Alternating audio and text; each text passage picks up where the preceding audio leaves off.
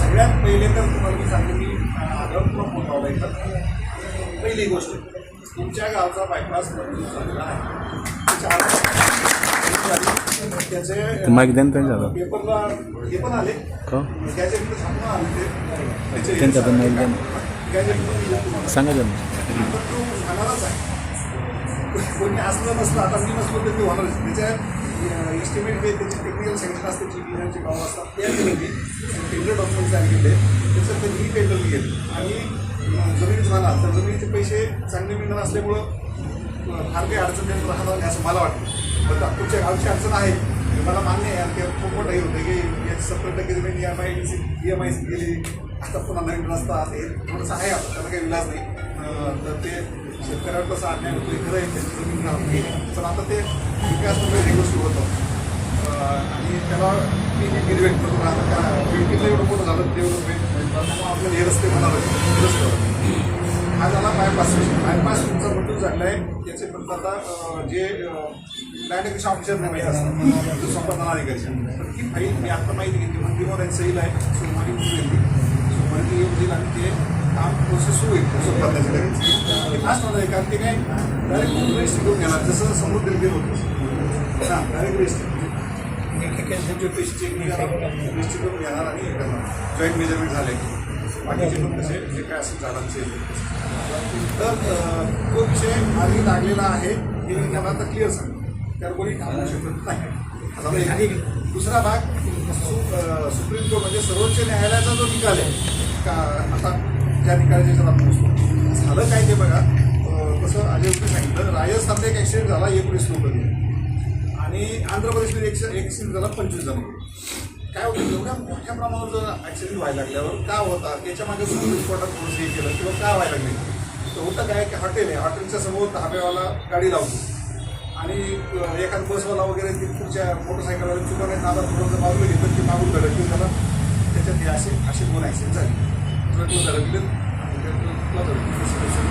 ते खूपच भयानक घटना घडल्यामुळं सुप्रीम कोर्टानं सुमोठा निर्णय घेतला पहिला याच्यात निर्णय समजून घ्या निर्णय सुप्रीम कोर्टात असा आहे की ROW म्हणजे राईट ऑफ वे म्हणजे मालकी सार्वजनिक बांधकाम विभागाची जी मालकी आहे त्याच्यामध्ये अतिक्रमण नको हे क्लिअर समजून घ्या सार्वजनिक बांधकाम विभागाची त्याचा मी घटक आहे त्याची मालकी आपल्या संभाजीनगर जालना रस्त्याची 30 मीटरच आहे सेंटरपासून 15 मीटर डावीकडं आणि 15 मीटर उजवीकडं याच्या पलीकडं मालकी नाही आणि अतिक्रमण फक्त 30 मीटरमधलेच निघणार आहे आता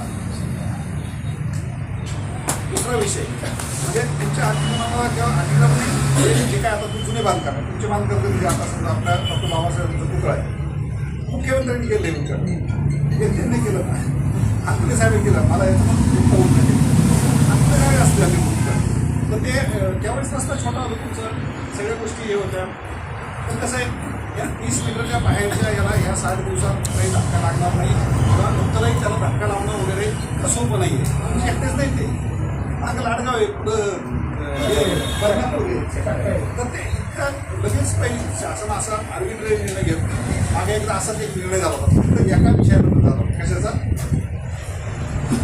दारूच्या परमिट तो निर्णय सुद्धा सुप्रीम कोर्टात बांधावा लागला एका याचा झाला होता तुम्हाला आठवतं का त्यामुळे असे सामाजिक जे विषय आहेत त्याच्यामध्ये असतात निर्णय असतात हा निर्णय तुम्हाला 60 मीटर 75 मीटर लगेच पडणार जाणार 40 मीटर 75 आपण संख्या नाही पण इथून पुढं करताना जगात अधिकारी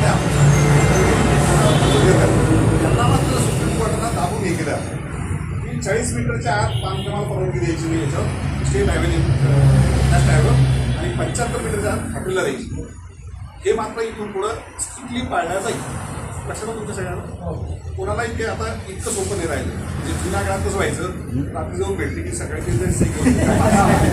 हातात तसलं काही करता येणार नाही कोणाला तर हे मात्र तुमच्या सगळ्या राहिला विषय तुमचा आता सगळ्यात महत्त्वाचा की तुमचं 15 मीटरपासून तुमचे हे काय 40 मीटर 75 मीटर हे तुटणार त्याचा असं काही सुप्रीम कोर्टाने केलेलं नाही आहे त्यांनी आता 2 गोष्टी क्लिअर केल्या राईट ऑफ वे क्लिअर करा आणि मालकी जी आहे त्यांची मालकीच्या पुण्याला आता आमच्या मार्केट कमिटीचं बरोबर त्यांनी त्या नॅशनल हायवेच्या जागेतच गाडी बनवून टाकली ते तर तोडणार ते जर माझं असतं ते तुटणार आहे ते जे मालकीच्या ह्याच्यात जे गेले ते निघणार मी येताना अधिकाऱ्यांची चर्चा केली हे सेंट्रलपासून 15 मीटर हे मात्र सगळं क्लिअर होणार आहे त्याच्यात पण काही नफा घेऊ नका त्याच्या पलीकडं सध्या काहीच नाही हां आता विषय अजय रोज जो सांगितला होता माझ्या वाटेल जी कल्पना होती की मी राबवली आता बायपास बरोबर ते 2 रस्ते जोडले आणि तिथून पुढे एक रस्ता काढला त्यामुळे आपल्याला बायपास कशाला तुमच्या गावाला आता लिंक रोडच झाला कारण तिकडे आहेच ऑलरेडी तर मुलगोलीकडे झाले मोनिकापासून आलं की इकडं सटण्याच्या शिवाला तुम्ही आता तसंच तिकडून येणार म्हणजे ते गावाचा जो याचा विषय पूर्ण मार्गी लागलेला आहे चिंता करू नका काय मी जर असतो इथं आपण केंद्र काढून मोकळा झाला असतो पाटापाटाचं मी घेऊन काम सुरू करून टाकलं असतं तर आता तुमच्याकडे सगळ्याला असते असं नाही आपल्याला आपली हे माहिती होती की लवकर असतं झालं तर पुढं बिल्डिंगसाठी फायद्याचं आहे सगळ्याचे पण आता नवीन आलेले अधिकारी इतक्या स्पीडला घेतात नाही घेत थोडंसं त्याला 4-6 महिने इकडे तिकडे होऊ शकतं पण होणार नक्की त्याला कोणी आता थांबवू शकत नाही आणि त्यामुळं तुम्ही फार चिंता करायचं किंवा पॅनिक म्हणायचं असं अजिबात चालवलं फक्त एक आहे की कोणी आता बांधकामा नवीन करताना 40 मीटर 75 मीटर मात्र पाहावं लागणार आहे नवीन याचे मात्र त्याच वेळेस पुढं तोडणार ते कोणी करत नाही पुण्याचं पूर्ण एवढं शक्य नाही सहज असायची नाही आता आरोग्यमधले बाकी तोडणार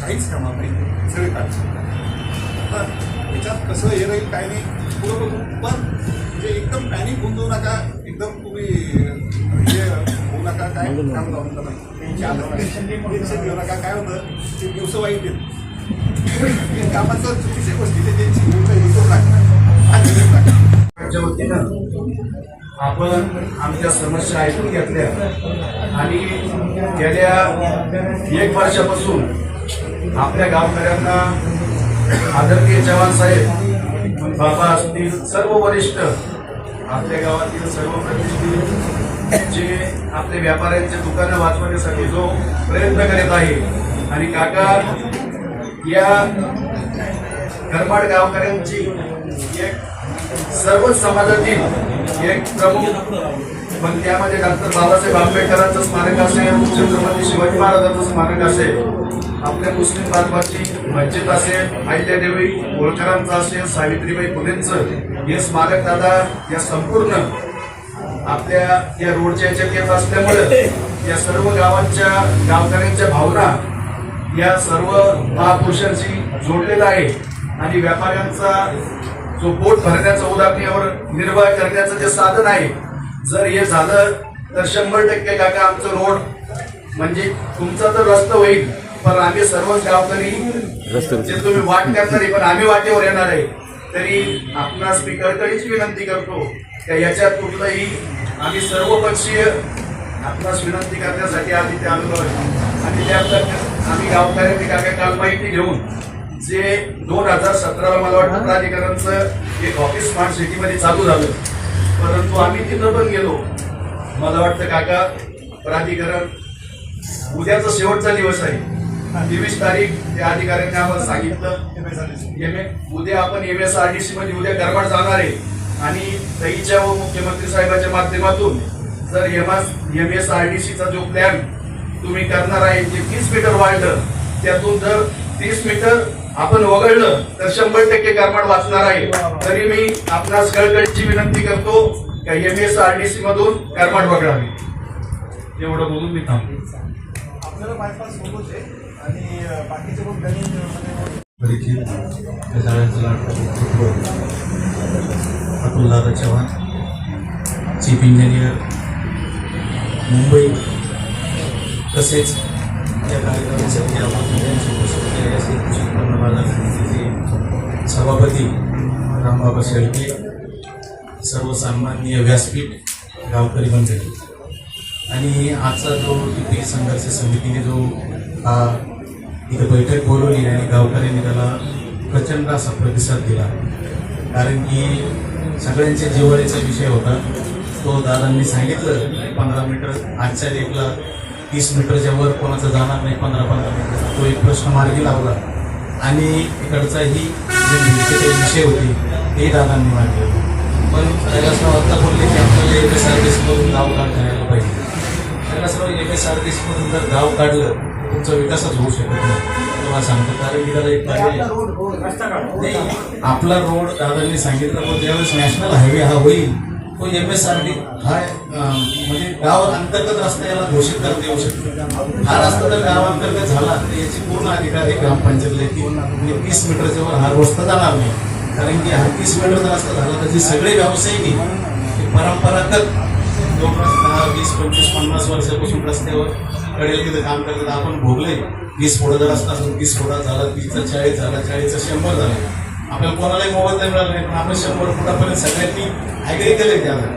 पण येणाऱ्या काळामध्ये दादांच्या मार्गदर्शनाखाली, ताईच्या मार्गदर्शनाखाली आपण तो आहे तसा ठेवण्याचा त्यांनी आपल्याला शब्द दिला. त्याबद्दल सर्वांना एकदा विनंती की मोठे टाळ्या वाजून दादांचा आपण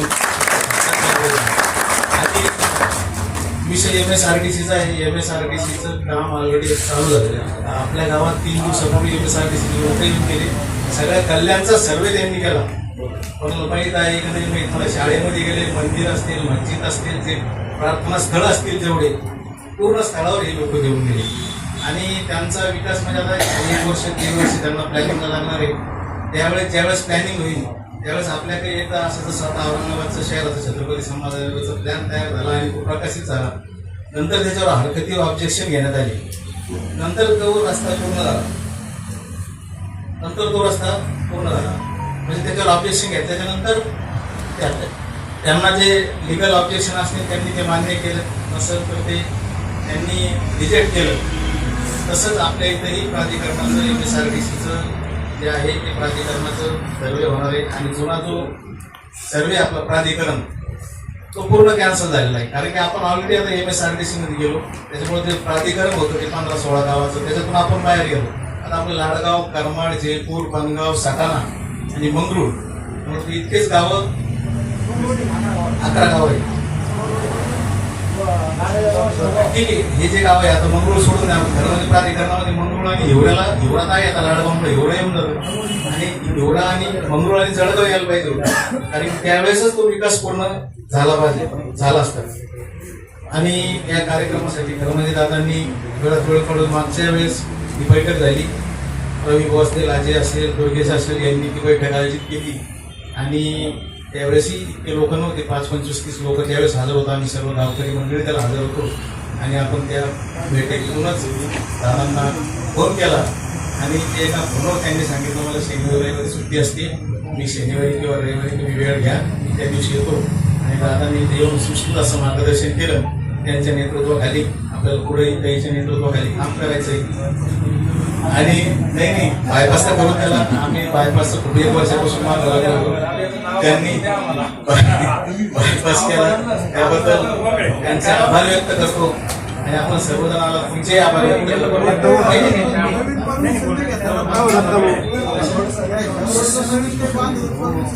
मला नाही सांगता धरल्याप्रमाणे त्यांना आपणास आमंत्रित करण्यात होतं. या आपले सर्वांचे आवडते आदरणीय जवान काका,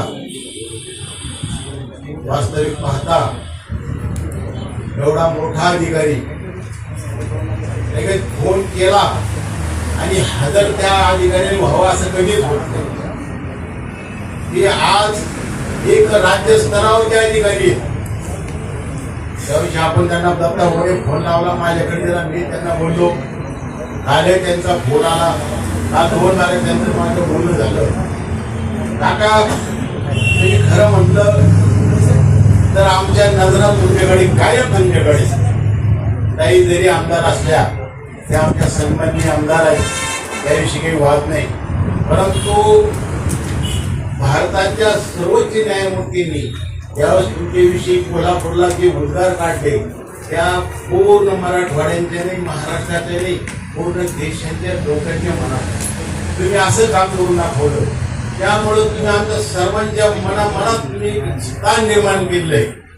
निवडणुका येतील जातील, परंतु तुमचं जे स्थान एक गाढस्थान तुम्ही सगळ्यांच्या मनात निर्माण केलं आहे.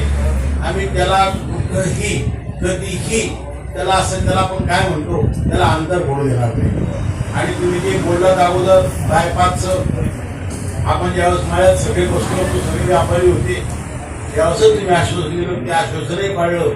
आणि आता जो 30 मीटरचा जो भ्रम आहे तो तुम्ही आमच्या मनातनं काढला.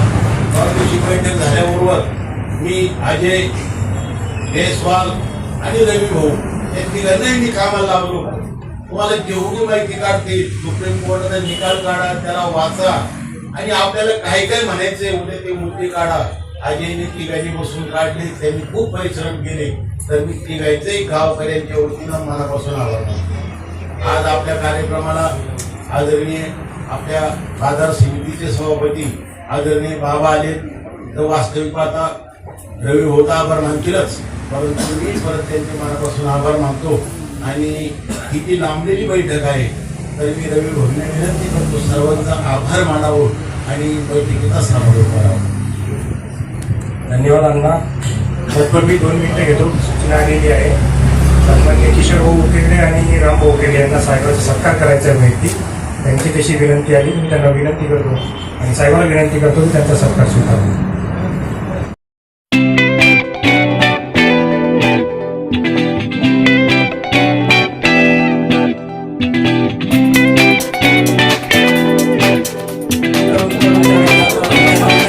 सर्वांचे आभार. धन्यवाद.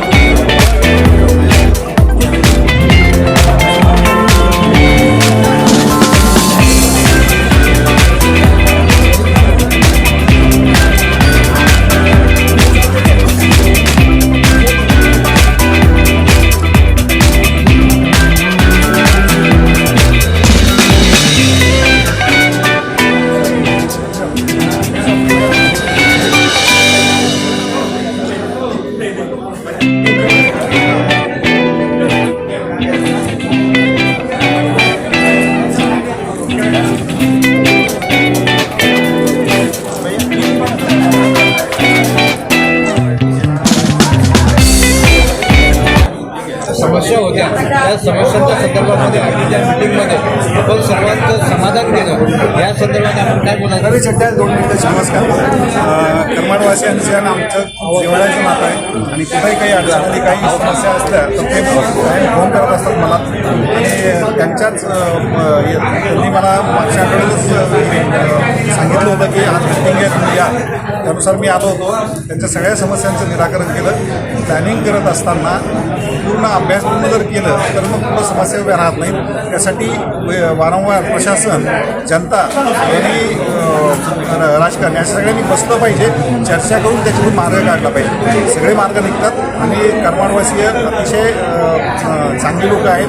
त्यांनी सगळं ऐकून घेतलं. अभ्यास पण त्यांचा चांगला झालेला आहे. भविष्यात करमाडच्या सुनियोजित विकासासाठी आपण कार्यरत राहू. सर, उद्या शेवटची तारीख होते, आपण हे केलेलं आहे त्या बायपासचा मार्ग म्हणजे कधी बायपास मंजूर झालेला आहे. त्याचे भूसंपादनाचं पण मंजूर झालं. तो आता सोमवारी मंगळवारी भूसंपादन अधिकाऱ्याची नियुक्ती होईल आणि पुढच्या आठवड्यापासून त्याला त्याची मोजणी आणि या गोष्टी सुरू होऊन जातात. त्यामुळे काम सर अंदाजे किती शेतकऱ्यांची जमीन जाते? म्हणजे 1 वर्षाच्या आत ते काम झालं पाहिजे असं आमचं प्लॅनिंग होतं. कारण बिडकीनला पण तो पुढे नंतर रस्ता जातोय आणि बिडकीनचं जे सध्या विकास चालू आहे 1,30,000 कोटी रुपये गुंतवणूक कंपन्यांनी केलेली आहे, टोयोटा, इतर वगैरे. तर त्यांना त्यांच्या गाड्या बाहेर काढायच्या म्हणजे 6 पदरी रस्ता लागणार आहे, 6 पदरी असणार आहे आणि अतिशय चांगला रस्ता तो होईल. लवकरात लवकर पूर्ण व्हावं, 1 वर्ष 1.5 वर्षात एवढी माझी त्याच्या उद्या शेवटचा दिवस आहे, अजून नाही बैठक तुमची उशिरा झाला असं वाटत नाही का? उद्या शेवटचा दिवस होता आहे. नाही तसं काही नाही. नवीन प्लॅनिंग अथॉरिटी MSRDC येते, फक्त बदललं आहे म्हणजे हां. त्या CSMRD कडून MSRDC गेलं एवढाच बदल झालं आहे, बाकी काही बदल झालेला नाही. आपण महाराष्ट्रात अतिशय लोकप्रिय आणि कर्तव्यदक्ष अधिकारी म्हणून आपला नावलौकिक आहे. आपण कोल्हापूर खंडपीठाचं काम ज्या पद्धतीने केलं त्या कामाच्याबद्दल उपमुख्यमंत्री अजितदादा पवार आणि सरन्यायाधीश यांनी आपलं कौतुक केलेलं आहे. त्याबद्दल आपण आणि कसं आहे, शासनाने दिलेली एक संधी होती, त्या संधीचं आम्ही सोनं करून दाखवलं, याचं मला खूप समाधान आहे. आणि सार्वजनिक लोकांनी जे काही सेवा बजावली त्यामध्ये मी समाधानी आहे आणि पुढेही मला जेव्हा जेव्हा संधी मिळेल तेव्हा चांगलं काम करण्याचा माझा प्रयत्न. तर तुम्ही राजीनामा एक प्रश्न असा आहे, आपण सार्वजनिक बांधकाम विभागाचे मुख्य सचिव कधी होणार? आणि ते शासनाच्या याच्यावर आहे. माझे तर हे झालेले आहे, पूर्ण प्रक्रिया पूर्ण झालेली आहे. काही आपण करू शकतात, साधारणतः ऑक्टोबरपर्यंत आपण नाही गेला असं. सर तुम्ही राजीनामा परत घेतल्यामुळे संपूर्ण राज्यामध्ये एक नागरिकांना दिलासा मिळालेला आहे की कर्तव्यदक्ष अधिकारी परत आले परत म्हणून. नाही घेतला, अजून परत नाही घेतला विचार चालू आहे. चला, थँक्यू.